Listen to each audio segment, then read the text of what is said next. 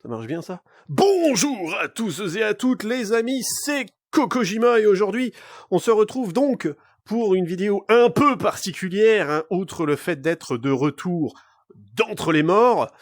Donc je vais essayer de vous expliquer un petit peu le contenu de cette vidéo, et si vous voyez tout cet accoutrement avec le Tojo Clan derrière moi bien entendu, ainsi que Kuromi-chan en tenue voilà, de ce personnage magnifique et haut en couleur.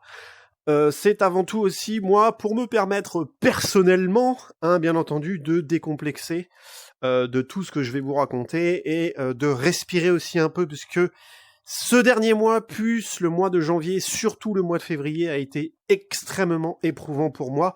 Donc on va mettre les choses directement dans le plat. Bien entendu, donc ma chaîne YouTube, mais pas que, a été hackée. Donc voilà, c'est dit. Mais si je vous parle aujourd'hui à travers le biais de cette vidéo en question, et donc à vous, et donc sur cette chaîne YouTube, vous comprenez bien que cela veut dire que ma chaîne a été récupérée. Donc je vais vous expliquer, je vais essayer de faire court, le plus précis possible, et d'essayer de ne pas faire trop une vidéo à rallonge pour vous expliquer un peu ce qui m'est arrivé.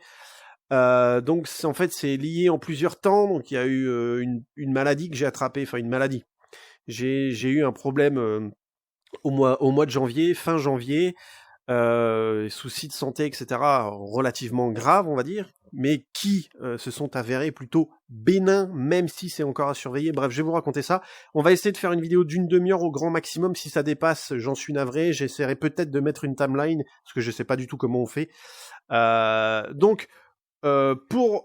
Et je ferai une explication aussi sur comment vous pouvez récupérer potentiellement votre chaîne YouTube, puisque moi j'ai réussi à la récupérer, ça a été très long, très fastidieux, très éprouvant, mais au final j'ai réussi à la récupérer, c'est le principal.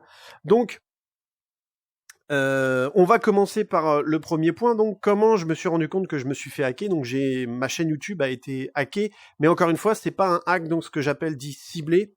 C'est-à-dire que c'est un hack qui a été généralisé, puisque j'ai absolument été hacké d'absolument de tout. En fait, c'est pas ciblé, donc ça n'a pas été spécialement YouTube. J'ai été hacké de manière globale, donc de manière généralisée, c'est-à-dire qu'absolument tout, mais quand je dis absolument tout, là où je pouvais être inscrit ou connecté ou quoi que ce soit, il s'avère que j'ai été hacké absolument de toutes mes données. Que ce soit donc dans le domaine du jeu vidéo, hein, par exemple, que ce soit Steam, que ce soit GOG, que ce soit tous les launchers possibles où on peut avoir nos jeux vidéo via nos launchers, etc. Donc le domaine du jeu vidéo, que ce soit même les sites internet ou quoi, mais aussi des choses beaucoup plus personnelles et privées. Donc mon numéro de téléphone aussi a été hacké, mes adresses mail, mes comptes Gmail, Amazon et mes coordonnées bancaires aussi ont été volés et fraudés. Ce qu'il faut savoir que, quitte à faire les choses correctement, autant que la personne les fasse bien pour me péter complètement ma santé mentale. C'est-à-dire que non seulement j'ai été victime d'un hack de beaucoup de choses, mais en plus de ça, je me suis fait extorquer de l'argent. Donc je ne donnerai pas le chiffre, mais c'est de l'ordre du chiffrage de 3 zéros, hein, bien entendu, sinon ça serait pas drôle. Donc j'ai eu la chance de m'en rendre compte, en fait, très très très très vite. Je me suis rendu compte que quelque chose allait pas et que quelque chose clochait le samedi 12 février. J'ai checké ma boîte mail et j'ai remarqué que des choses avaient changé au niveau de certains comptes, que des commandes avaient été passées. J'ai trouvé ça bizarre. Donc j'ai regardé, donc je suis directement allé sur Amazon pour voir si des commandes avaient été passées. Et là j'ai remarqué, en fait, vous savez, dans le haut d'Amazon, vous avez toujours un onglet qui s'affiche et qui vous indique même en haut le lieu de votre achat, en fait, votre adresse de livraison et de facturation. Bon, la mienne, il s'avère qu'elle a été changée en une adresse dite espagnole, en fait, et là j'ai vu que dans mes commandes, rien n'y était, et c'est quand je suis allé checker dans les commandes archivées que j'ai vu que des commandes avaient été effectuées, en effet, car il faut le savoir que quand vous mettez vos commandes sur Amazon, si vous n'êtes pas un habitué d'Amazon, quand vous mettez vos commandes en archivé, elles n'apparaissent absolument pas dans la liste principale, en fait. Donc vous pouvez scroller autant que vous voulez, la commande n'apparaît pas, elle est masquée dans une commande qu'on appelle dite archivée. Et donc, je me suis rendu compte de ça, j'ai réussi plus ou moins à faire une annulation, de cette commande, mais la commande était déjà partie. Donc en fait, je pense qu'elle a dû se croiser. Et donc, je m'en suis rendu compte. En fait, moi, je m'en suis rendu compte le lundi 14 février. Donc de ça, directement le matin, en ayant été checker tout un tas de choses. Donc je me suis empressé d'appeler ma banque pour faire directement opposition. Je voulais pas que ma carte ou quoi que ce soit, que je subisse des plus grands dommages que j'ai pu subir. Donc on a essayé de limiter la casse le plus tôt possible et le plus rapidement possible. On a quand même réussi à sauver les meubles, si je puis dire, hein, malheureusement. Donc j'ai passé opposition, j'ai dû aller porter plainte à la gendarmerie et donc aussi déposer plainte sur le site de Perceval pour expliquer que j'avais été victime d'une fraude.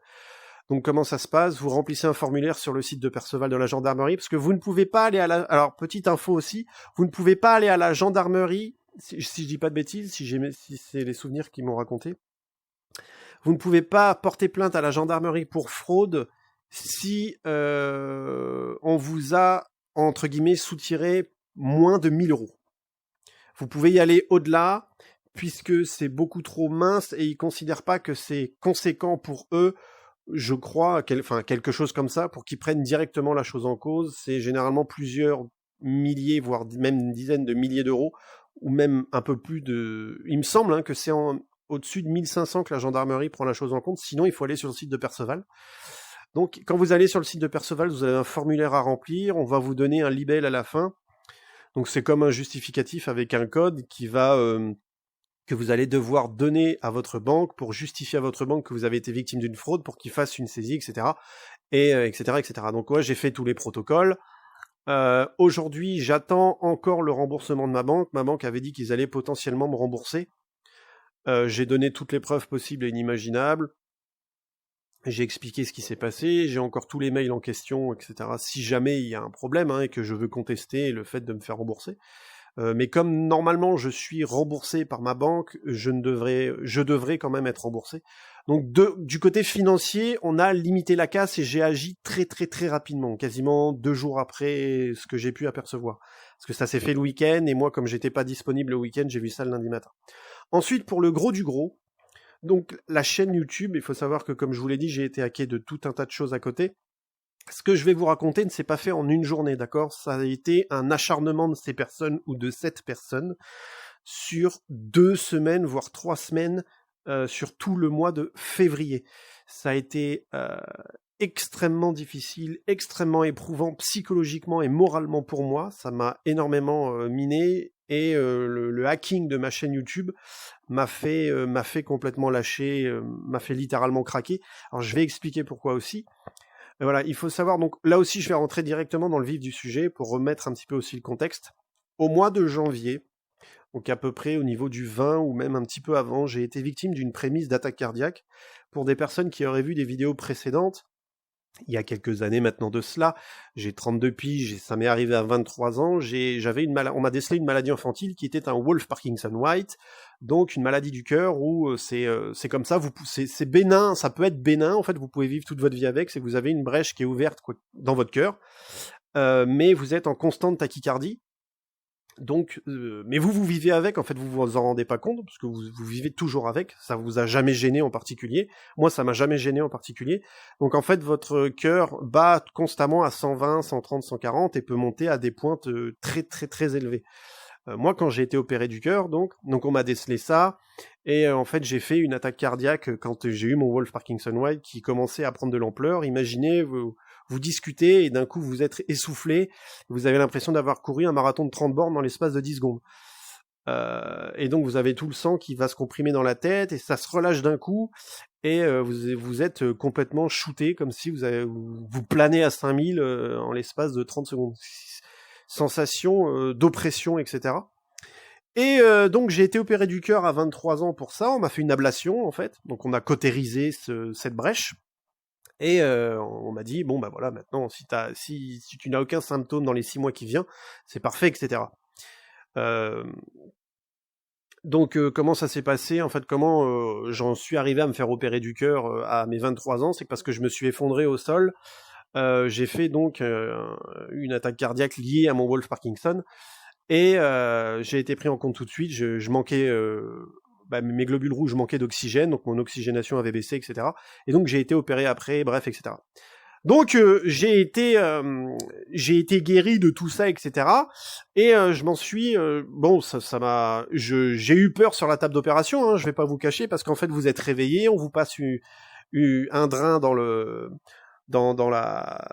l'aine en fait, qui va directement au cœur, et on vous donne des coups d'électricité en fait pour déceler au millimètre près où se trouve la faille en question, pour cautériser le plus précisément possible. Bon, moi, il s'avère que je suis quand même passé à 1 mm d'avoir un pacemaker, parce qu'ils ont cramé un peu trop fort, mais ils ont quand même fait du très bon travail. On m'avait décelé une pointe à 217 BPM, pour vous donner une ordre d'idée de ce que ça représente. Allez checker sur internet et regardez le nombre de BPM, ce que ça peut faire, même au niveau de l'oreille, vous allez comprendre sur quoi j'ai vécu pendant de nombreuses années, jusqu'à mes 23 ans. Donc ceci étant, voilà. Au mois de janvier 2022, en fait, donc j'ai été victime d'une prémisse d'attaque cardiaque.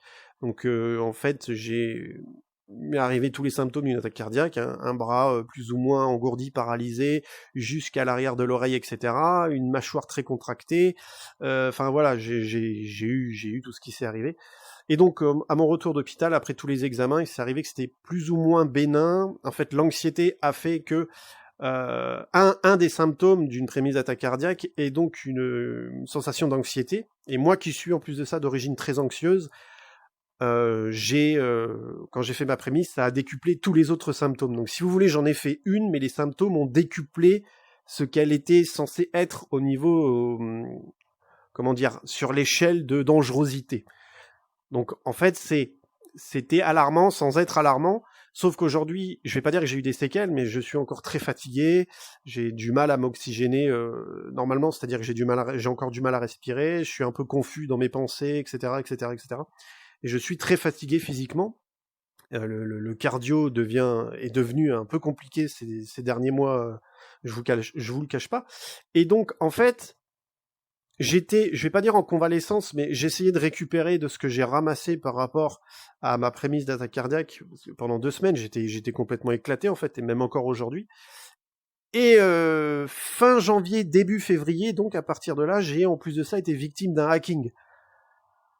Et moi qui ai compris que le hacking, c'est une course contre la montre, plus vous prenez les choses à temps, plus vous pouvez sauver les meubles. Et le truc de ça, c'est que moi, j'ai quasiment vu, en fait, les choses en temps réel au fil des jours, c'est-à-dire que j'avais une boîte mail, et je voyais dans mes boîtes mail tout ce qui était en train de se faire hacker, quasiment avec l'heure en train de passer, etc. Et donc, je n'avais contrôle sur rien. Et je crois que c'est ça le pire, c'est que on voit ce qu'il est en train de se passer, mais on n'a pas les armes, et on n'a pas ce qu'il faut. Nous, on a tout fait, en fait, si vous voulez, d'un point de vue administratif. On a été porté plainte, on a fait opposition sur notre carte, etc., etc. Et là, on voit les choses sur notre boîte mail qui sautent au fur et à mesure. Et quand je dis qui sautent, c'est que parce que j'avais des doubles, voire des triples authentifications.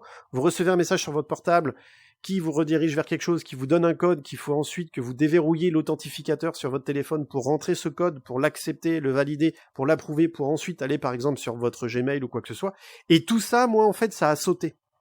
Ça a sauté, je ne sais absolument pas comment ça a réussi, hein.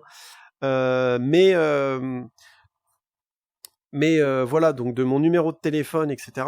Et donc j'ai subi cet acharnement, et je dis bien un acharnement parce que ça a été clairement même... C'était de l'acharnement et du harcèlement, même de piratage, parce que ça a duré 2 semaines et demie, 3 semaines, ce qui a été très éprouvant. Pendant que j'essayais en train de régler des problèmes d'un côté, j'étais en train de subir des hackings de l'autre, etc., où je voyais des comptes et des choses sauter. J'ai perdu mes Gmail de cette manière. Donc les Gmail, en fait, c'est à partir de là où j'ai compris que mon compte YouTube allait sauter, en fait, et je me suis dit, il faut très vite que j'agisse.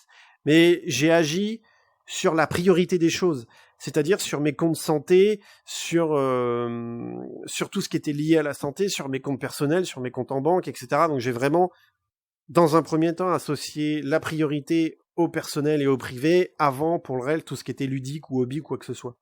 Mais voilà, j'ai réussi à sauver certains comptes mail, etc.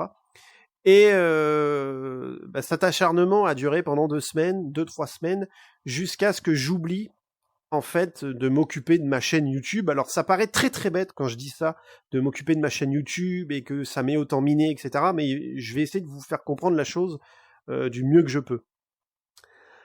Donc moi j'ai une très petite chaîne, encore une fois, hein, c'est une très très petite chaîne, j'ai même pas 600 abonnés, je crois. Et en plus c'est une chaîne que je tiens depuis quasiment l'ouverture de YouTube. C'est-à-dire 2006-2007, donc ça fait 15 ans, si vous voulez. De 2007 à 2022, il s'est passé 15 ans. Donc ce qui a été très éprouvant, en fait, c'est quand je me suis fait hacker ma chaîne YouTube, ça a été le coup de trop qui m'a complètement fait lâcher prise. J'ai fondu en larmes, j'en pouvais plus de subir l'acharnement que je voyais tous les jours. En plus, ça me rendait parano, ce hacking, parce que, comme je vous le dis, on n'a pas les armes, en fait. Et quand on va se coucher, on essaye de cogiter, de voir tout, absolument tout ce qui peut être vital ou ce qui peut être important pour nous à ce moment-là, pour sécuriser du mieux qu'on peut absolument tout. Donc on fait des mails, on envoie des mails aussi de récupération, machin ci, à droite et à gauche, essayer de sécuriser, de se rappeler de certains mots de passe, des vieux trucs qui datent du début d'Internet même, et des choses que j'ai pu créer ou quoi que ce soit. Et quand on va se coucher le soir, eh bien on dort pas, parce que on a peur que d'une chose, c'est que pendant qu'on dort, eh ben ça en profite pour qu'on se fasse hacker. Et à partir de là, je suis rentré dans une spirale infernale ou une espèce de parano, en fait, auquel je checkais absolument ma boîte mail et absolument tout ce que je pouvais, quasiment toutes les demi-heures, toutes les heures, toutes les 2 heures. C'était une catastrophe. Je n'arrivais plus à réfléchir. J'étais vraiment j'étais complètement démuni, en fait. Je savais pas quoi faire. Et donc quand on allait se coucher, je me réveillais la nuit et il fallait absolument que j'aille checker ma boîte mail, et je laissais même des choses ouvertes sur le PC pour et me dire ça va, comme ça je vais pouvoir anticiper ou quoi que ce soit. Et en fait j'ai remarqué que j'ai décelé un logiciel malveillant qui était dans mon ordinateur, donc, et je l'ai décelé par le fait que j'ai trouvé un fichier texte qui n'était pas censé être à un lieu dans l'OS du PC, donc de Windows en fait, dans une partition de Windows, et j'ai trouvé un fichier texte. Et quand j'ai ouvert ce fichier texte, c'est là que j'ai remarqué qu'il y avait absolument toutes mes coordonnées d'absolument tout. Mais de tout. Quand je vous dis tout, c'est comme je vous ai dit, les comptes, les numéros de téléphone, etc. Il y avait les adresses mail, les sites, et les mots de passe d'absolument tout. Et là, j'ai débranché Internet, et j'ai fait une recherche donc de virus, etc. Et je suis tombé sur un logiciel malveillant qui était de type Raccoon. Donc, et je me suis rendu compte que le logiciel de type Raccoon était un logiciel malveillant qui permettait de récupérer absolument toutes les données qu'il y avait sur un ordinateur et qui ont pu être passées via cet ordinateur-là. Et c'est comme ça que je m'en suis rendu compte. Comment il est arrivé là, je ne sais pas. Peut-être en ayant téléchargé quelque chose, ou je sais pas, sachant que c'est un ordinateur que j'ai depuis peu, qui est neuf en plus de ça. Donc, trouver des possibilités, je sais pas. Et comme je sais, quand je me suis fait hacker ma chaîne YouTube, il me semble que c'est l'année dernière, en 2021, qu'il y a des millions de comptes, etc., qui ont été hackés. Je me suis dit, peut-être que moi, c'est tombé sur ma poire, et c'est comme ça. Et donc, je me suis empressé donc de rechanger tout un tas de choses. Je voyais qu'il continuait au niveau de son acharnement. Quand j'ai réussi à faire une annulation Amazon, et entre-temps que je suis allé porter plainte, en fait, il s'avère que j'ai vu sur Amazon, en ayant tenté de faire une demande d'annulation ou quoi que ce soit, que le colis est potentiellement arrivé à bon port, donc à la personne qui avait choisi une location, c'est-à-dire un endroit pour récupérer. Il a mis ça dans une sorte de point relais, si vous voulez, en Espagne. Et il s'avère que le colis ait été refusé. En gros, c'était indiqué comme quoi pas le vendeur, mais une personne ou quoi que ce soit, aurait refusé de prendre le colis ou je ne sais quoi. Et des amis à moi qui ont tenté avec moi de checker, de voir un petit peu ce qu'il y avait comme couille dans l'ordinateur ou de choses comme ça. On a pensé que l'acharnement est parti d'Amazon, en fait. Donc je m'explique, c'est-à-dire que on pense que le fait que j'ai fait opposition et porté plainte très tôt, quasiment le jour même, voire le lendemain en fait. Je crois que c'était le mardi, donc le lendemain de ce que j'ai découvert. Je suis allé porter plainte. J'ai fait donc toutes les demandes, etc. Ça a duré quelques jours. Et on pense que la personne qui a voulu récupérer donc ça au point relais en question, on pense que comme elle n'a pas pu la récupérer, et on pense que peut-être la police serait arrivée sur place et qu'à ce moment-là, la personne se soit désistée de le prendre pour éviter d'être pincée. On pense à ça. Et on pense que du fait qu'elle n'ait pas pu récupérer ce qu'elle ait commandé, qu'elle se soit acharnée volontairement sur moi pour littéralement se venger, hein, malgré son hack que cette personne ait pu me faire. Parce que c'est à partir de là que tout s'est enchaîné, en fait. Que ce soit le hack de ma chaîne YouTube, etc., etc. Et donc, à partir de là, j'ai vu pareil mes Gmail, je les avais modifiés, et je me suis dit, bon, je vais me détendre un peu, je vais jouer à la console. Et à partir de là, je me suis rendu compte, à peu près une demi-heure, 1 heure après, ayant fait une pause, je suis allé checker ma boîte mail, et j'ai remarqué que mon compte Google, donc Gmail, avait déjà sauté, en fait, en l'espace d'1 heure. Et ce qui m'est non seulement choqué, c'est que Google, il y avait marqué bien le premier mail, modification de votre numéro de téléphone a bien été changé en compte. Le deuxième, votre mot de passe a été modifié. Et la troisième, votre compte Google vient d'être changé. Et bien entendu, est-ce que le temps que je réponde au êtes-vous à l'origine de cette modification, sinon veuillez cliquer sur le lien, etc. Le temps que je le fasse, en fait, le mot de passe avait déjà changé et l'adresse mail aussi, en fait. Mais ce qui m'a impressionné, c'est que même mon numéro de téléphone a réussi à être changé. Et sachant que j'avais fait une modification d'authentification, c'est-à-dire qu'à partir du moment où il y a une quelconque modification sur mon compte, normalement c'est censé me notifier sur mon téléphone. Là, je n'ai rien reçu. Donc je sais absolument pas comment ça a été fait. Et à partir de là, Gmail, comme tout le monde en fait, la plupart, mon Gmail était associé à mon compte YouTube et mon compte YouTube a sauté. Et c'est là où j'ai littéralement pété les plombs en fait et où j'ai complètement craqué et effondré parce que ça faisait 2 semaines que ça durait et là ça a été le coup de grâce en fait si vous voulez. Alors comme je vous le disais, j'ai craqué parce que j'étais déjà en convalescence, hein, comme pourrait dire l'autre, en convalescence par rapport à ce qui m'était arrivé au mois de janvier. Et surtout, c'était un acharnement, comme je vous le dis, ça n'a pas duré 2-3 jours, ça a duré 2 à 3 semaines cet acharnement. C'est-à-dire que pendant 2-3 semaines, j'avais vraiment la gueule collée sur l'ordinateur pour essayer de comprendre ce qui s'est passé, essayer de régler des problèmes. Alors, ce que j'ai fait, j'ai éteint la connexion Internet de cet ordinateur qui avait été vérolé, si je puis dire. J'ai par la suite en fait fait un formatage littéralement du PC pour limiter la casse. Je me suis connecté via un autre ordinateur pour éviter que si ce dernier était infesté, je ne puisse pas répercuter tout ce qu'il y avait sur l'ordinateur, etc. Et j'ai changé en fait mes adresses mail et tout via l'autre ordinateur. Comme ça, je me suis dit je serai safe du mieux que je peux. Et donc c'est là que je me suis rendu compte que quand ma chaîne YouTube a sauté, j'ai littéralement craqué. Comme je vous le disais, il y avait la convalescence derrière, il y avait l'acharnement que je subissais comme ça depuis 2-3 semaines. Et en fait, il y a eu une période à plat pendant 3-4 jours, et il revenait à la charge de temps en temps. Et il me refaisait ci. Ensuite, c'est mon compte Facebook qui a été sauté. Ensuite, Facebook m'a averti qu'il y a une tentative de hacking, enfin une tentative de connexion en dehors de chez moi qui a été réalisée. Ils ont bloqué temporairement donc mon compte Facebook. Pour vous donner une idée, mon compte Facebook a sauté quasiment. Il y a eu 1 semaine et demie de blanc. C'est quasiment fin février, donc il y a 1 semaine où il se passait plus rien. Et fin février, c'est revenu à la charge. Et là, je me suis dit, non, c'est pas possible. Je ne peux plus supporter. Je ne peux plus supporter cet acharnement. Je suis en train de tout perdre, en fait. Et pourquoi la chaîne YouTube, je vous dis, m'a autant fait de mal que ça? C'est que parce que, encore une fois, comme je le disais, c'est une petite chaîne que j'ai. Je l'ai ouverte en 2007, d'accord, 2006-2007, donc à l'ouverture de YouTube, où à l'époque de YouTube, on ne pouvait que poster une seule vidéo par jour de 10 minutes maximum. Donc c'était encore quelque chose de très mince.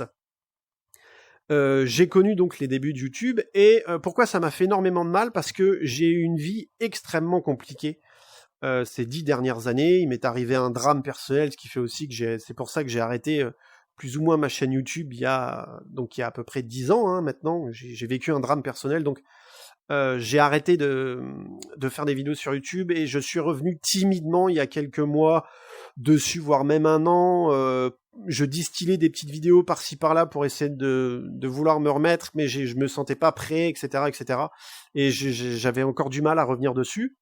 Mais cette chaîne me tient énormément à cœur. Pourquoi ? Parce que je n'ai jamais cherché. Alors après, c'est pas la même époque aussi, parce que j'ai pas connu.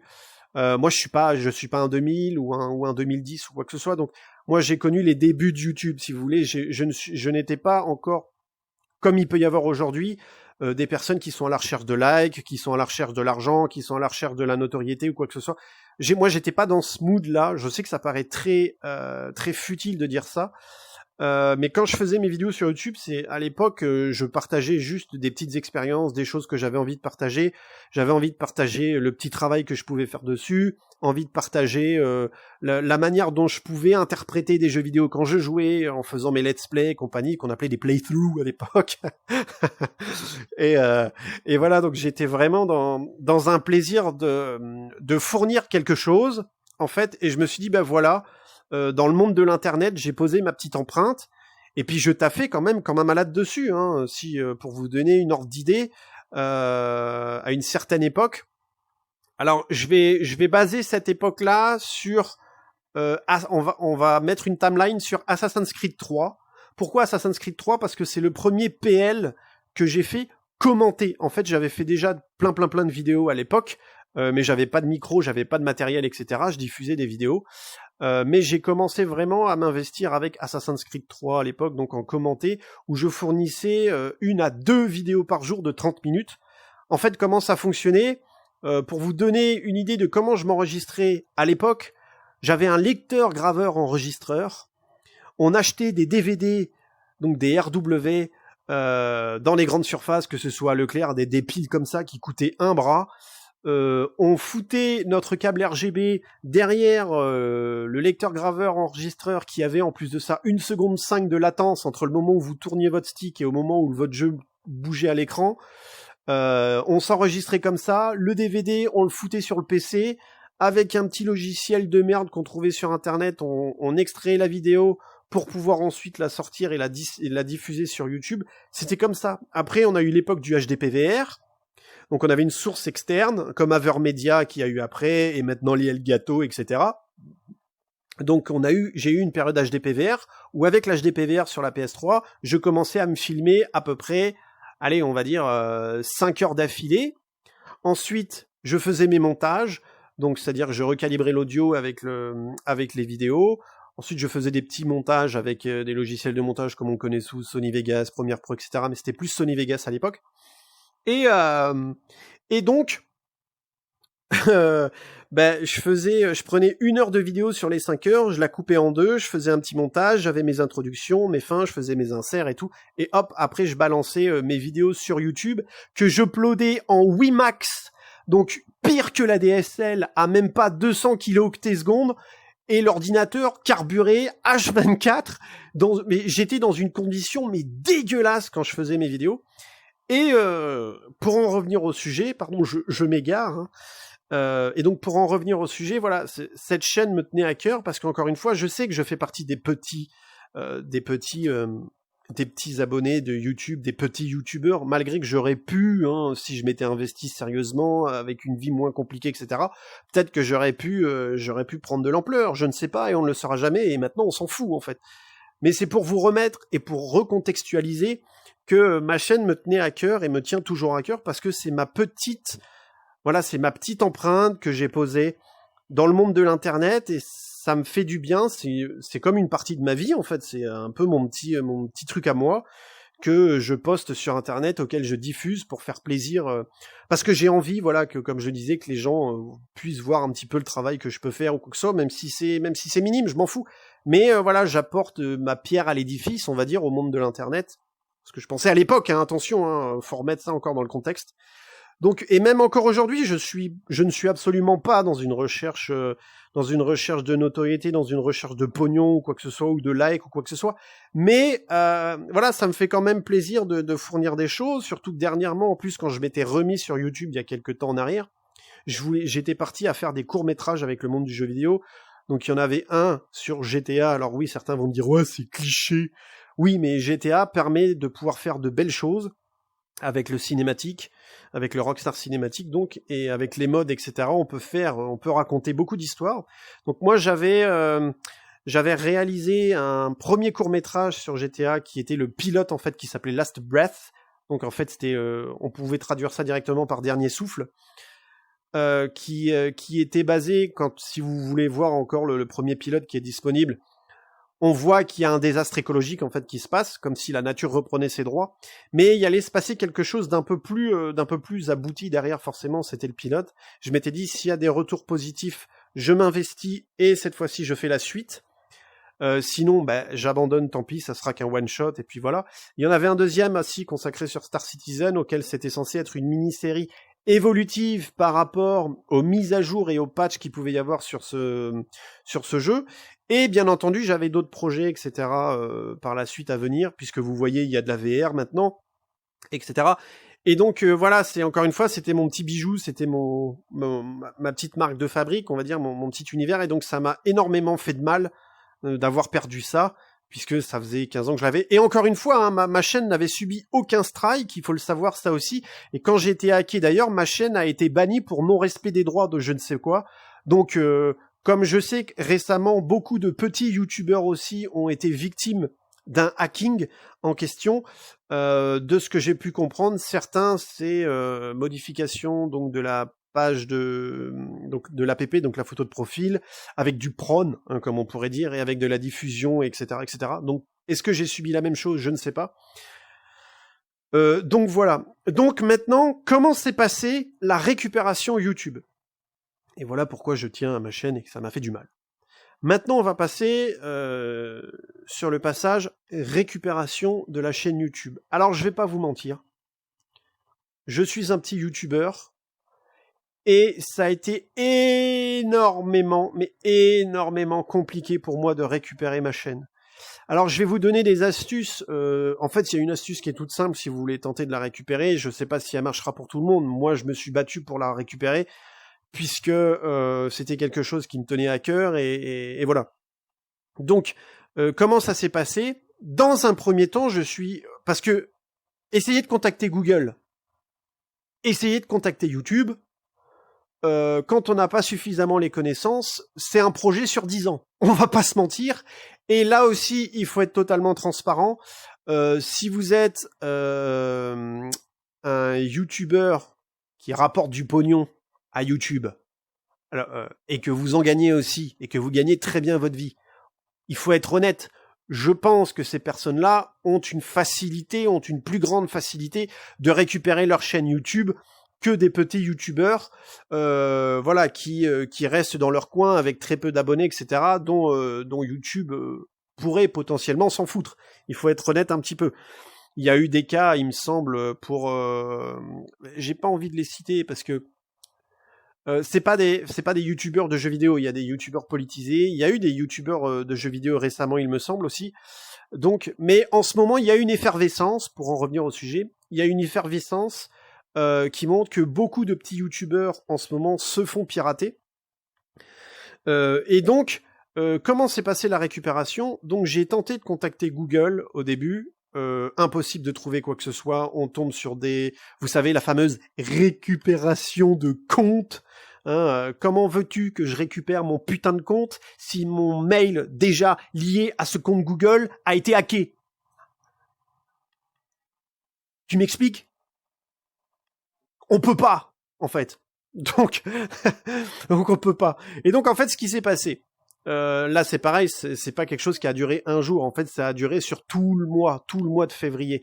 Et je n'ai récupéré ma chaîne que hier soir, donc le 11 mars, pardon, parce qu'on est le 12 actuellement du temps où je fais cette vidéo. Je regarde mon poignet alors que je n'ai pas de montre. Mais voilà. Donc, comment ça s'est passé? J'ai tenté de contacter Google, en fait. Donc, on tombe sur des bots au début. Donc les bots vous demandent d'aller sur des récupérations de comptes, donc forcément ça ne peut pas marcher puisque votre compte a été hacké.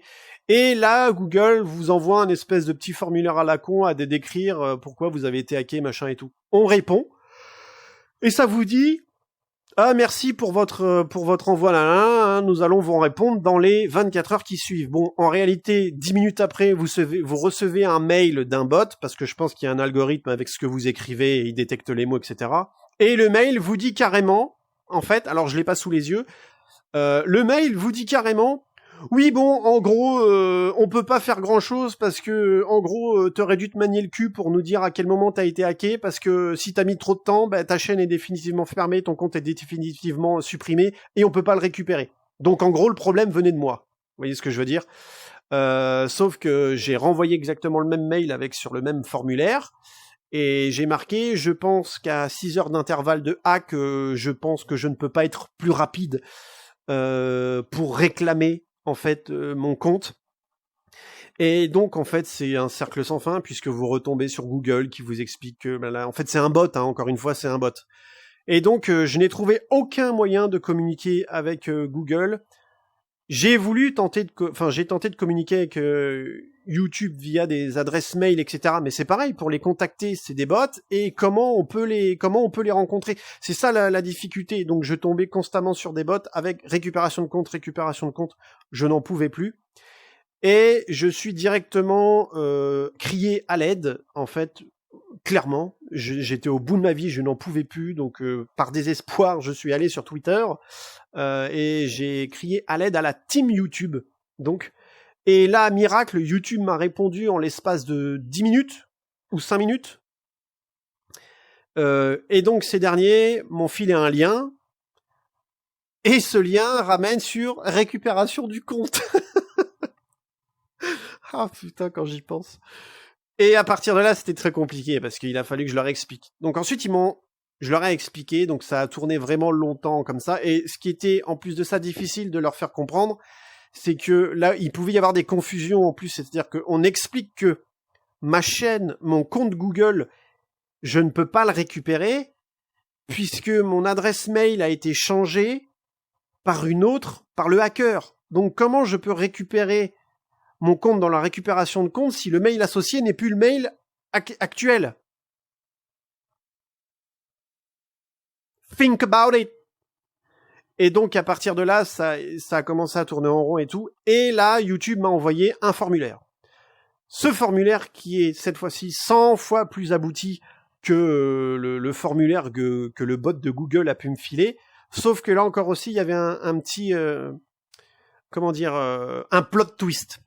Le formulaire est extrêmement complet pour récupérer votre chaîne. Cette fois-ci, vous avez un formulaire qui peut prendre jusqu'à un quart d'heure. Moi, j'ai mis à peu près 1 heure, 1 heure et quart pour le remplir parce que je devais, sur la fin, récupérer, récupérer tout un tas d'informations qui auraient pu me permettre, en fait, de donner des preuves, en fait, à YouTube, etc. Donc, YouTube m'envoie un formulaire que eux seuls, d'ailleurs, peuvent vous donner. Il faut bien comprendre ça. Ce formulaire en question, vous ne pouvez pas le trouver sur Internet, c'est que la team YouTube qui vous le donne et il est valable 72 heures. Il faut bien le comprendre. Donc YouTube m'envoie un formulaire qui n'est valable que 72 heures, donc il faut que je remplisse un formulaire qui m'indique le rapport avec ma chaîne YouTube. Donc vous devez donner votre ID, donc l'identifiant de votre chaîne. Donc c'est pas par exemple comme moi Darknet par exemple. C'est youtube.com/ et pas votre user mais votre ID, donc c'est tout un tas de lettres alphabétiques. Pour votre sécurité, si vous voulez savoir où se trouve cet identifiant, vous allez dans les paramètres YouTube, donc le YouTube Studio, vous allez dans paramètres personnalisés et ensuite information générale et vous allez voir que vous allez avoir votre identifiant de chaîne que je vous recommande de mettre de côté parce que si jamais vous faites hacker votre chaîne et que vous faites bannir votre chaîne, eh ben vous ne pourrez pas retrouver l'identifiant de votre chaîne. À moins d'aller dans les fichiers, dans les historiques de votre moteur de recherche, et encore, je sais pas si à partir de là on peut le trouver, mais si vous voulez conserver votre idée quelque part dans un lieu sûr, dans un fichier texte, vous allez dans ces paramètres et vous faites un copier, tout simplement. Donc, il vous demande votre identifiant, il demande le nom de votre chaîne, il vous demande la dernière vidéo dont vous vous souvenez et que vous auriez mis en ligne. On vous donne ensuite un petit indicatif en dessous qui vous demande de décrire la dernière vidéo et ce qu'elle contient. Donc moi, je suis allé jusqu'au bout du vice. Non seulement j'ai cité la dernière vidéo que j'ai publiée, mais j'avais cité aussi les 2 autres vidéos précédentes et j'avais en plus de ça les liens de ces vidéos-là que je redirigeais quand je les donnais à mes potes ou quoi que ce soit pour qu'ils les regardent, etc. Donc j'avais vraiment les liens, je décrivais absolument tout ce qu'il y avait. Ensuite, il faut donner quand même, on va pas se mentir, des informations personnelles, hein, votre nom, votre prénom, votre date de naissance, la date où vous avez créé votre chaîne, votre adresse IP qui est demandée par Google dans le formulaire. Le formulaire vous donne un lien que vous cliquez et qui vous affiche votre adresse IP pour donner le lieu de location dans lequel vous vous trouvez. L'adresse dans laquelle vous vivez. Hein, alors, ça peut paraître chiant pour certains Google, mais bon, vous le faites bien pour Amazon ou pour d'autres choses, donc au final, on s'en fout, quoi. Pour être aussi le plus honnête possible, hein, on vous demande la dernière fois que vous vous êtes connecté, sur quel ordinateur, si c'est le vôtre, il y a l'adresse IP de votre ordinateur, si ces 6 derniers mois vous vous êtes connecté ailleurs que chez vous et si vous avez quitté la région, etc., etc. C'est très très très détaillé. Et à la fin, il y a une chose vitale pour moi, pas la chanteuse, hein. Il y a une chose vitale pour moi, c'est donner des informations supplémentaires via des fichiers. Alors vous ne pouvez en fait donner qu'un seul fichier. Donc pour éviter la carotte, vous faites un fichier zip. Et dans ce fichier zip, vous allez mettre tous les fichiers que vous pouvez donner comme preuve.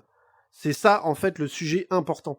C'est que à la fin, on vous demande de donner des fichiers, des données supplémentaires ou des informations supplémentaires qui peuvent aider l'équipe. Donc moi, ce que j'ai fait, c'est que j'ai rempli un fichier zip de plein de screens, donc de ma boîte mail qui était associée à mon compte YouTube, de mes miniatures, carrément d'un fichier ouvert avec toutes les vidéos que je pouvais avoir sur mon ordinateur, de tous les mails que je pouvais recevoir des commentaires YouTube ou quoi que ce soit pour bien prouver qu'il s'agissait de ma chaîne, du nom, on pouvait même donner, si on voulait, sa propre voix ou sa propre tronche, etc. Ce que je n'ai pas fait, ça pour le coup. Mais voilà.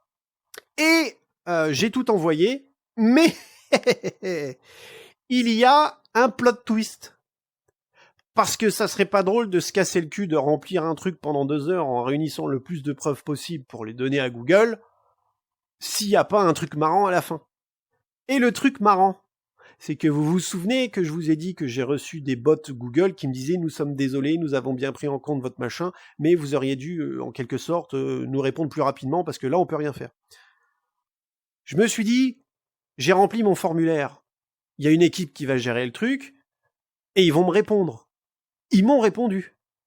Mais qui c'est qui m'a répondu ? Le bot Google que j'avais quand je faisais ma fameuse tentative de récupération de compte. Et en fait, je me suis dit, je me suis tué pendant 1 heure à chercher tout un tas d'informations pour qu'au final, ça soit un putain de bot qui me réponde 5 minutes après que j'ai envoyé mon courrier. Et là, ça m'a énervé en fait. Et c'est là où j'ai fondu, que j'ai craqué, etc. Je n'en pouvais plus. On est arrivé à la fin de 2e semaine et j'entamais la fin de semaine de février. J'étais au bout du bout du bout. Et finalement, je suis revenu vers la team YouTube qui ont tenté de me ramener sur une récupération de compte. Je n'en pouvais plus. Et là, le miracle s'est opposé. La team YouTube m'a demandé un moyen de communication. Donc je leur ai donné un Gmail que j'avais créé.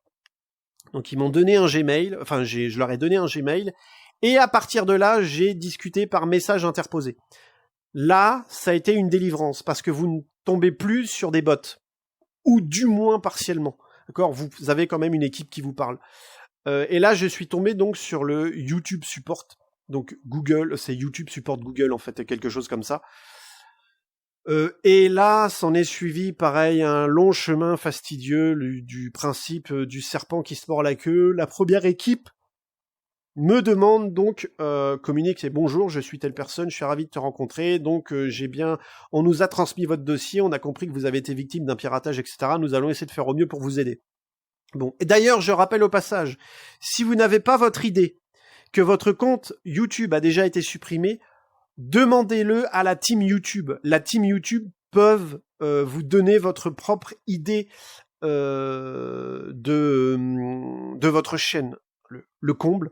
Mais voilà, ils peuvent vous donner l'idée de votre chaîne pour vous aider si jamais vous cherchez des informations ou vous cherchez à la récupérer, au moins l'idée de votre chaîne. Donc l'idée, c'est l'identifiant, hein, bien entendu, qui se chiffre en plusieurs lettres, vous savez, des grandes et des petites, etc. Qui est une clé, en fait, identifiant. Hein. Donc à partir de là, le support YouTube m'a contacté et ça a commencé à tourner en boucle. En fait, je suis tombé sur trois de leurs collègues différents à chaque fois. Bonjour, je suis telle personne, je suis là pour vous aider. Allez sur ce compte, récupération de compte. Je leur dis, la récupération de compte ne fonctionne pas puisque mon compte a été hacké et donc je ne peux pas rentrer cette adresse mail puisque cette dernière a été changée. Et là, encore une fois, c'est pareil. Ce qui s'est passé, c'est que il devait y avoir un état de confusion chez eux, donc ils m'ont dit ne vous inquiétez pas, on va prendre ça en compte, je reviens vers toi. Alors oui, ils vous tutoient, mais bon, ça, c'est pas très grave. On comprend qu'il y a soit de la traduction ou que voilà. Donc il vous explique ne vous inquiétez pas, l'équipe est en train de charger votre dossier, on va s'occuper du problème, etc. On revient vers vous dans quelques jours. Le lendemain matin, donc à moins de 24 heures ou 48 heures après, ils reviennent vers moi, il fait voilà, prenez ce compte de Google, cette fois-ci j'ai reçu un mail en anglais, Google qui m'indique d'aller sur leur recherche de compte spécialisée, ils me disent allez sur ce lien, cliquez dessus et rentrez votre adresse mail de récupération, suivez les étapes, une fois que vous êtes arrivé au bout, revenez vers moi et moi je m'occuperai du reste pour le nécessaire. Je clique sur le lien en question, c'est exactement le même que la récupération de compte. Mais je me dis, là, il y a un truc marqué Google, etc., ce qui était légèrement différent des mails habituels où ils m'envoyaient un lien. Et là, je me suis dit, bon, le truc est peut-être différent, ça va marcher. Et non. Plot twist numéro 2, non. En fait, c'est pas parce que tu m'écris en anglais que ça va valider le fait que ça marche mieux que l'autre, en fait, vous voyez ce que je suis en train de vous dire. Tu mets Danone, tu mets un autre mot en français, ça reste de la vanille dans ton yaourt. À un moment donné, voilà, tu vois. À part changer l'étiquette, le fond n'a pas changé, en fait. Et donc là, j'ai commencé à sentir et à me dire, soit ils me prennent pour un con, soit ils essayent de me décourager ou quoi que ce soit pour que je lâche l'affaire et que les nerfs, etc. lâchent ou je ne sais quoi. Et là, ça a commencé vraiment à m'agacer, à me taper sur le système. Donc je me suis dit, bon, on va être intelligent. On va leur écrire, et on va leur écrire en français et en anglais, histoire de leur faire comprendre que je peux biter quand même les langues. Vous voyez les gars, à un moment donné, quand même, quoi, respectez-moi un minimum. Donc j'ai commencé, etc.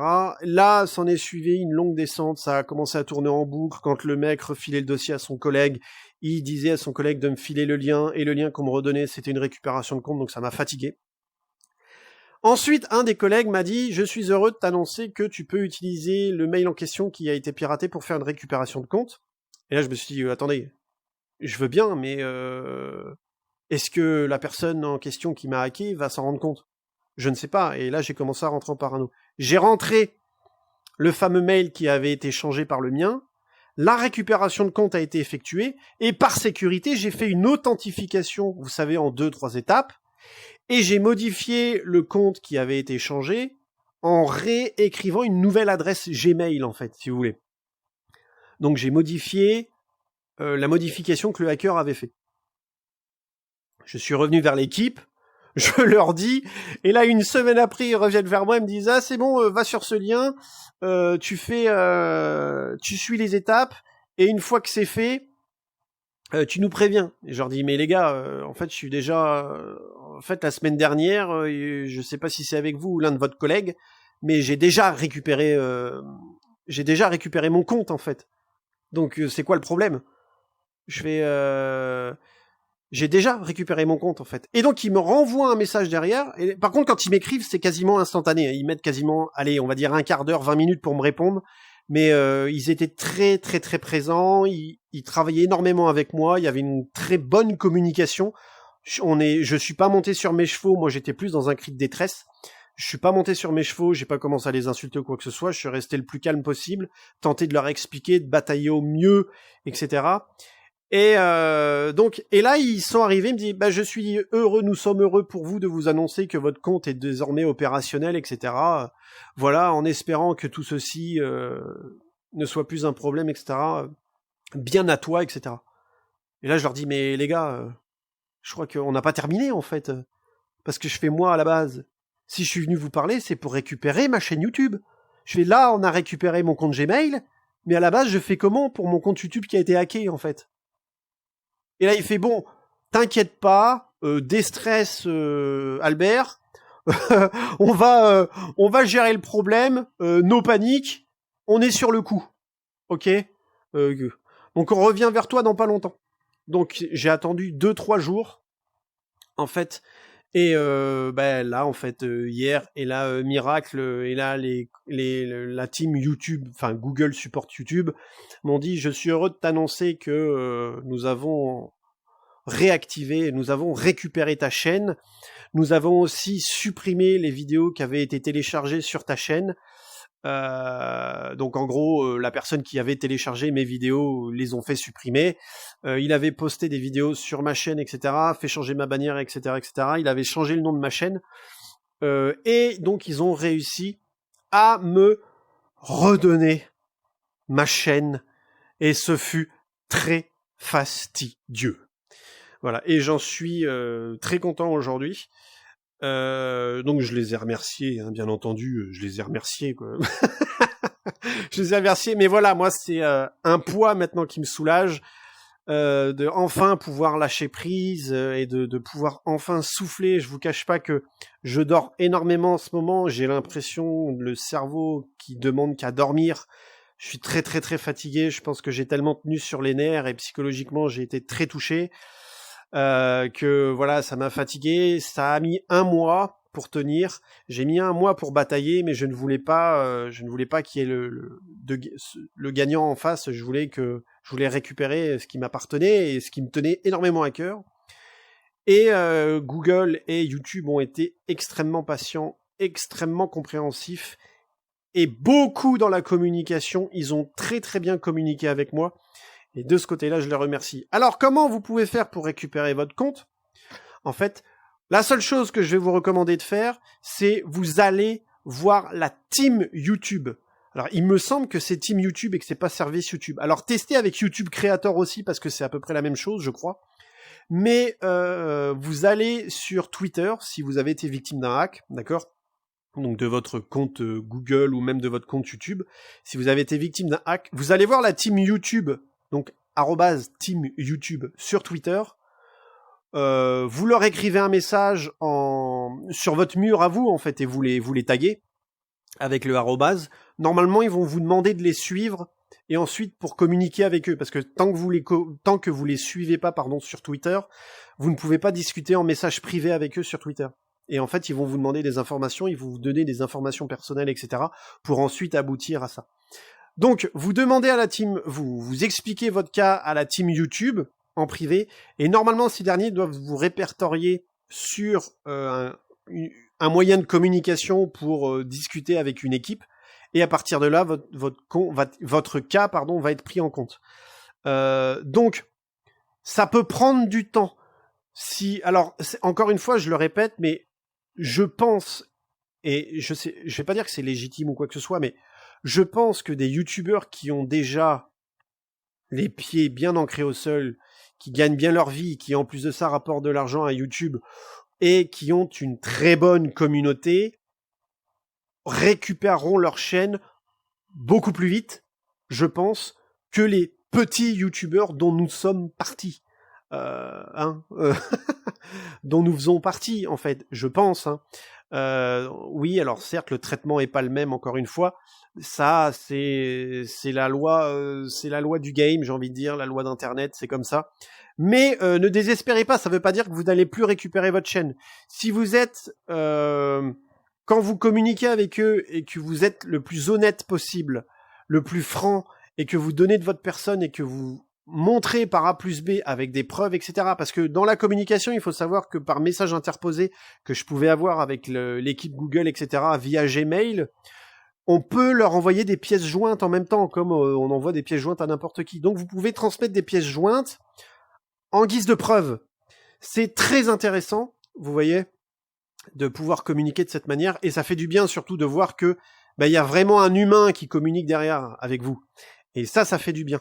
Alors moi, ça a mis, un mois. C'est pile un mois pour récupérer ma chaîne. Parce que j'ai pas lâché le morceau. Je leur écrivais assez souvent, quasiment tous les 2 jours quand ils me répondaient pas.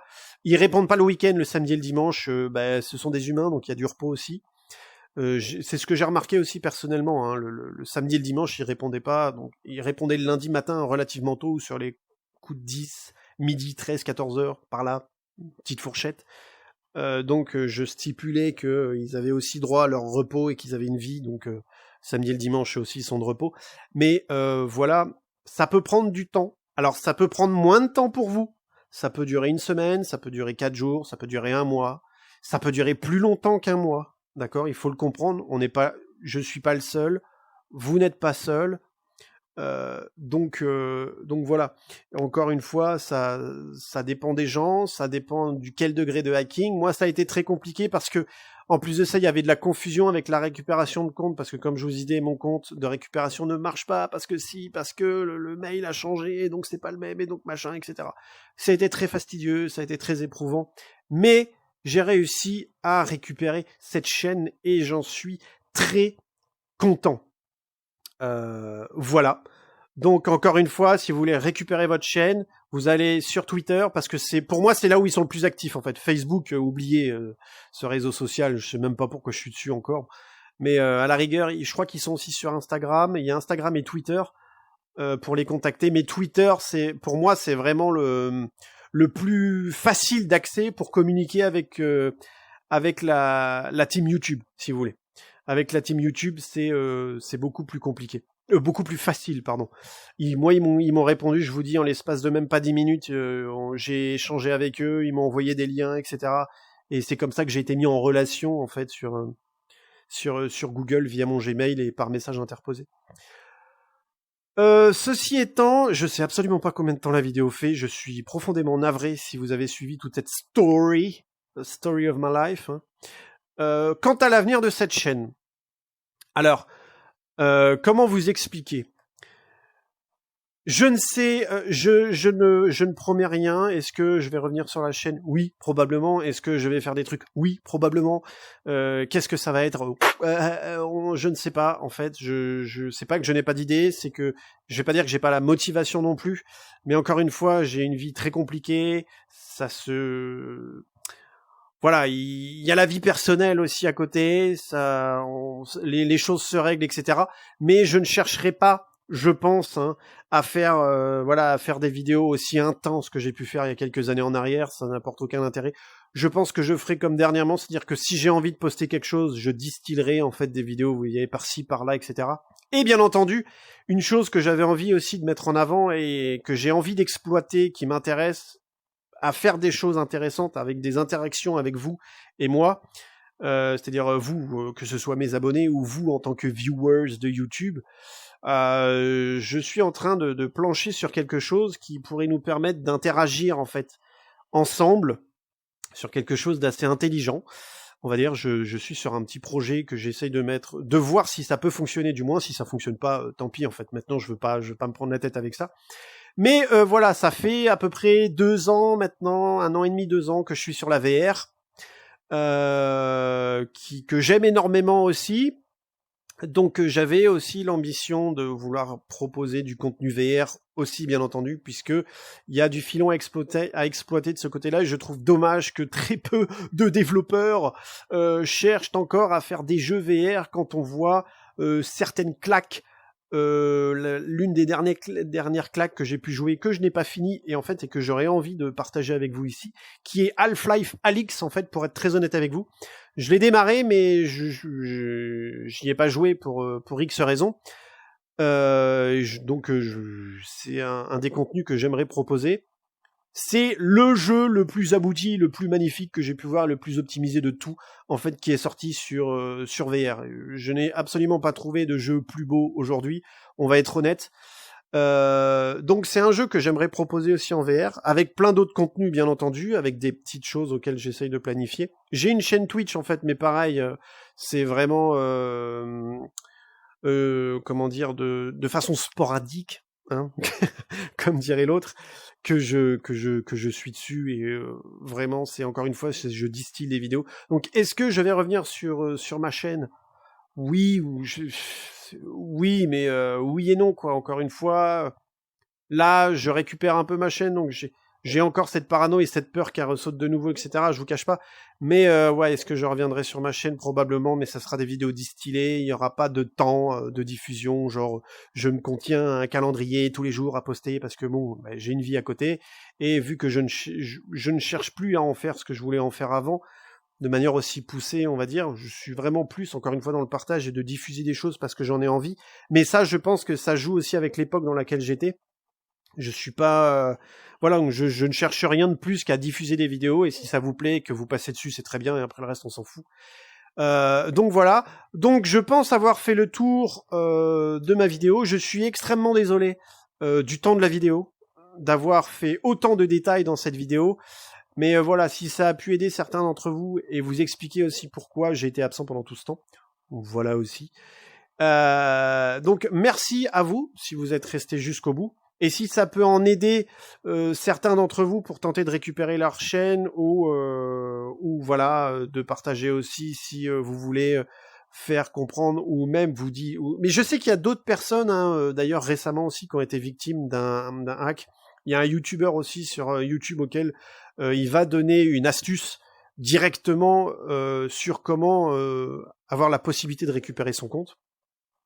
Ce qui sera déjà plus rapide que ma putain de vidéo. Je suis quasi sûr qu'elle fait 1 heure. Je n'ai absolument pas le temps sur moi là, donc je ne sais absolument pas. Je ne sais absolument pas. Voilà quoi. Donc voilà. Donc merci de m'avoir écouté. En tout cas, merci à vous. Donc on a récupéré. J'ai récupéré ma chaîne. Je suis très content en tout cas. Et donc si je fais cette vidéo, c'était pour expliquer aussi ce qui s'est passé, pour aider les gens.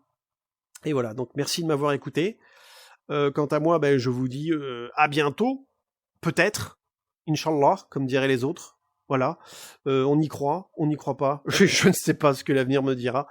Mais d'ici là, prenez soin de vous, bonjour ou bonsoir, bien entendu, puisque sur YouTube, le temps n'existe pas. Donc voilà, et je vous dis à bientôt, et merci, et désolé de la gêne occasionnée, du fait que cette vidéo ait probablement duré 4 ans, pour vous expliquer ma vie, hein, et mon œuvre. Voilà, donc ben, je vous dis à bientôt, bonjour ou bonsoir à vous, merci de m'avoir écouté encore une fois, et à bientôt. Hop, première, et let's go.